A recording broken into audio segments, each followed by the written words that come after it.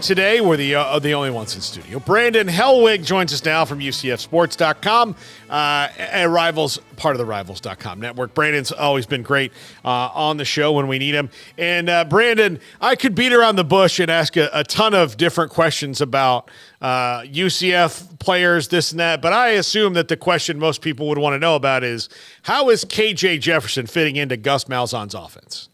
Yeah, I mean, that's obviously the biggest news. UCF's been going through spring ball the last few weeks. The spring game is a week from tomorrow. But from all accounts, from what we've seen, and media sees a little bit towards the end of practice, we didn't see last week's scrimmage or anything. But by all accounts, talking to, other players and sources within the program, it's been a perfect transition.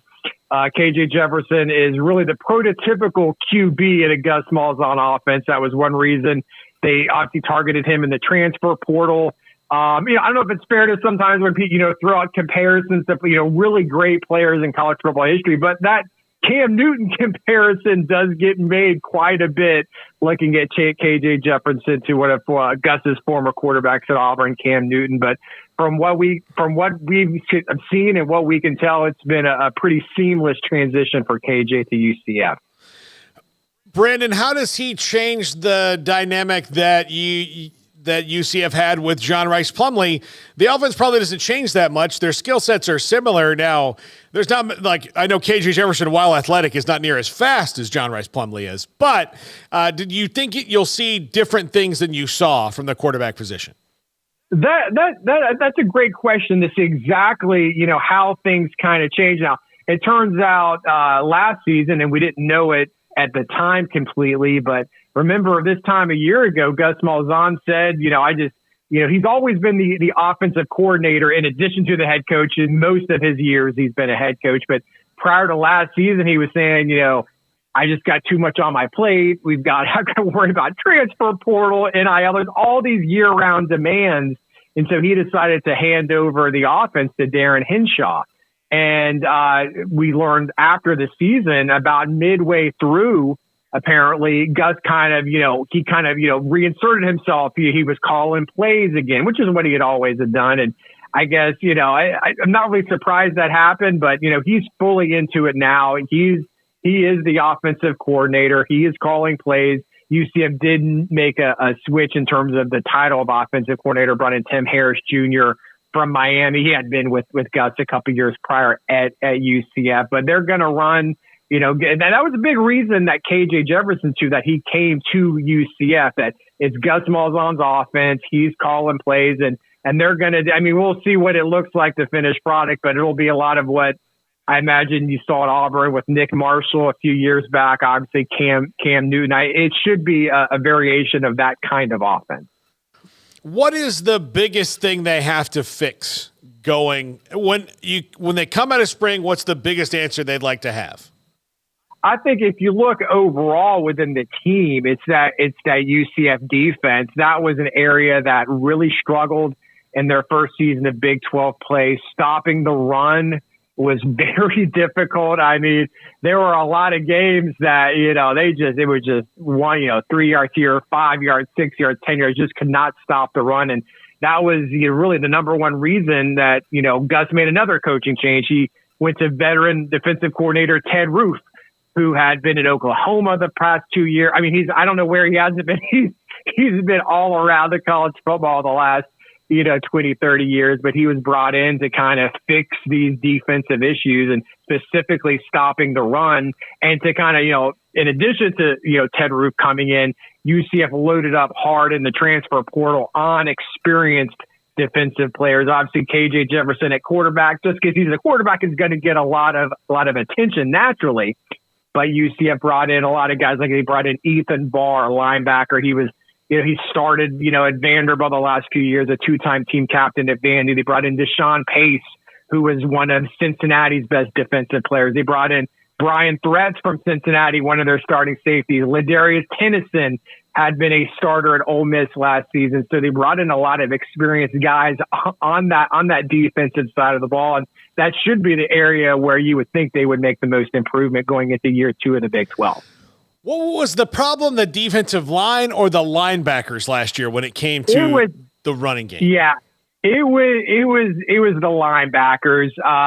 There just wasn't any depth there. I mean, they basically had two guys that would pretty much play the entire game. They weren't ever, they had a linebacker, Jason Johnson, who was there for the last couple of years after transferring from FCS Eastern Illinois. He literally never came off the field. I mean, he was playing every defensive snap in most games. They just had no depth there. And so now they feel like they have depth. They feel like they have, maybe better talent, more experience there. But I'd say linebackers probably was the biggest deficiency last season. What do you think they will look for in the spring portal window? Yeah, that's a great question because I'm kind of wondering that myself. Typically the winter portal has been more active. That's when there's way more movement, change of semester. If a guy wants to play, make an impact, obviously there's a benefit of being there in spring ball. And usually that spring portal has been more of, maybe a couple guys here or there.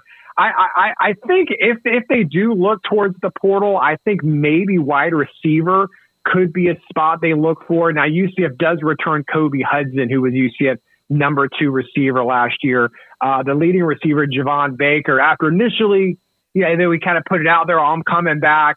He changed his mind, and he's now going through the NFL draft process, and he's kind of turning some heads. I wouldn't be surprised if he's kind of like a middle round draft pick here soon. But they don't really have a lot of proven experience there, receiver beyond Kobe Hudson. They got a lot of young guys that are promising, players, a lot of true freshmen that enrolled in January. But I would think maybe if the situation presents itself, I think maybe they can look at a wide receiver. Beyond that, I'm not really sure. Maybe it depends on if there's any unexpected departures. I don't know of anyone off the top of my head that's definitely leaving. I guess we'll find out in a couple of weeks when the portal opens. But wide receiver might be the spot they look for. Brandon, what do you think of the Super League proposal?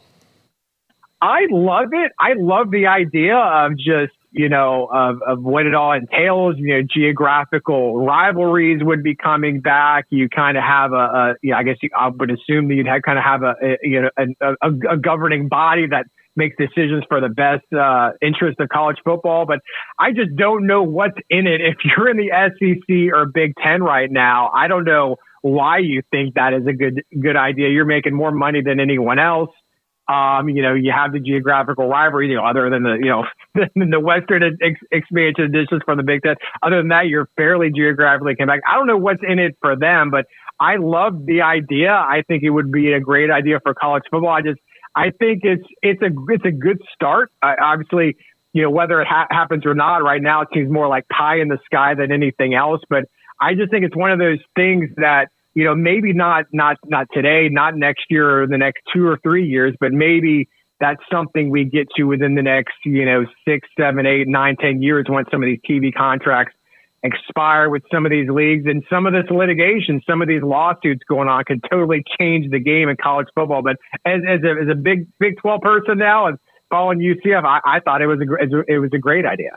Would you be sad to see some of these new Big 12 things go away if they went back regional, or is that would that be a relief to UCF fans?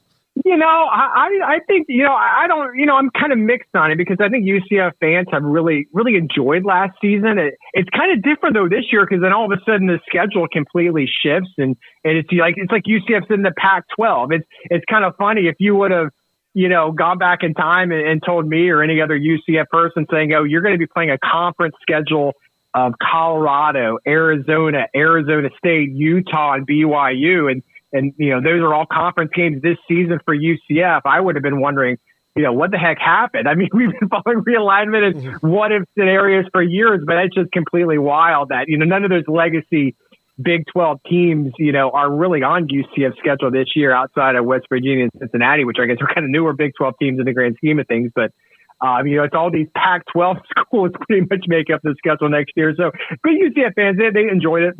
Obviously, it was a great year last year getting to know these new schools and new fan bases and going to new places. And I know fans are excited about, going to Arizona State and, going to that Phoenix area next year and checking out Iowa State for the first time. And Yeah, absolutely. Well, Brandon, enjoy the weekend. Thanks for hopping on with us. And I hope I can get down. We did not get to meet face-to-face when I was in Orlando last year. You were caught in traffic, which happens in Orlando It does. more often than maybe people would think. But I'm hoping to get back down there for a game this year just because I had so much fun covering one last year. So hopefully we can do that, and we'll talk to you again soon. All right, guys. Thanks. Take care. All right. John Kurtz